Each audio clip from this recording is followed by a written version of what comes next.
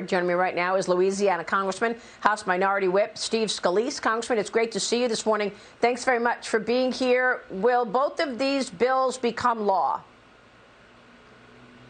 Well, Maria, I sure hope not. But clearly, if you look, the infrastructure bill that's going to come over, the $1.2 trillion bill, has a lot of momentum behind it coming out of the Senate. But now we're starting to see the details. And there are a lot of things in there that people are not going to like. Not the least of which is the ability for the Secretary of Transportation to start the process of imposing a per-mile car tax on every person who drives a car in America. They also have hundreds of billions of dollars of slush funds. The big problem here, Maria, that they're going to have is that it is directly linked to that tax and spend bill, the $3.5 trillion budget reconciliation bill that is now moving as well. Nancy Pelosi has made it clear the two bills are linked together. Reconciliation, in her mind, has to pass before she even brings up the infrastructure bill. So the two are one and the same, which means over $5 trillion of new spending with taxes to go with it that would kill middle-class jobs. Joe Biden can talk all he wants about people making less than $400,000 a year. Does anybody in America think that a bill written by Bernie Sanders is going to leave your pocketbook alone? Of course, every family is going to feel the impact of it, starting with the car tax. But think about the inflation. And Maria, you've talked about this a lot. All of the inflation that we're seeing today with $1.5 trillion spent in the COVID relief that had nothing to do with COVID relief. Imagine if you throw another $5 trillion of borrowed money that somebody's going to have to pay for. This bill doesn't pay for all of that. It just spends a whole lot of money on things they're calling infrastructure that have nothing to do with infrastructure.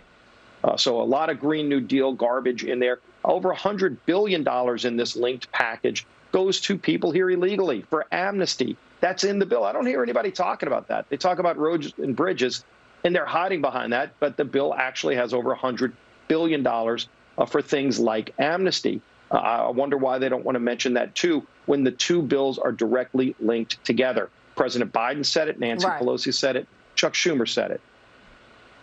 Well, I don't understand then why 19 of your colleagues voted for it, Congressman. I mean, look, I spoke with one of the senators on Sunday who voted for it, and I said to him, you keep getting rolled over by Democrats. Why are you agreeing to more spending when, in fact, your colleagues on the Democrat Party have yet to even admit that there's a crisis at the border? How about some money to help the border wall, or some money to actually, put to work for, to put some protection in place?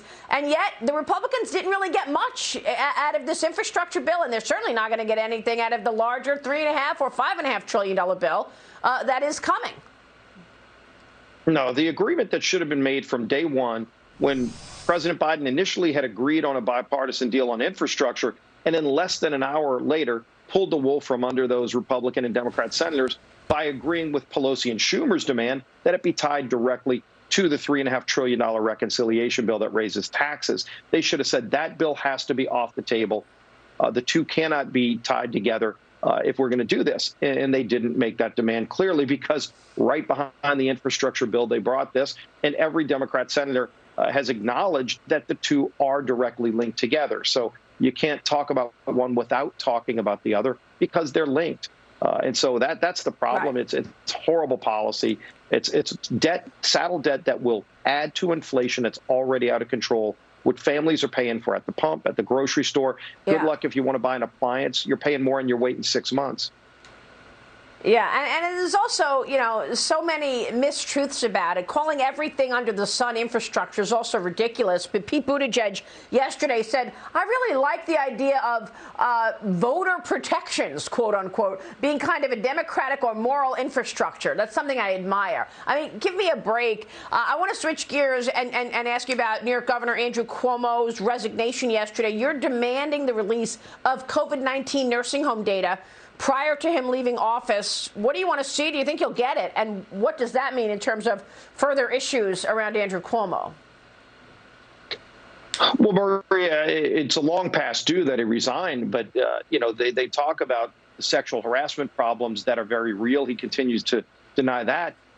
What he also did that they don't talk about is he gave an order that led to the deaths of thousands of seniors in nursing homes in New York State. an order that shouldn't have been given. It went against all of the science, all the CDC guidelines.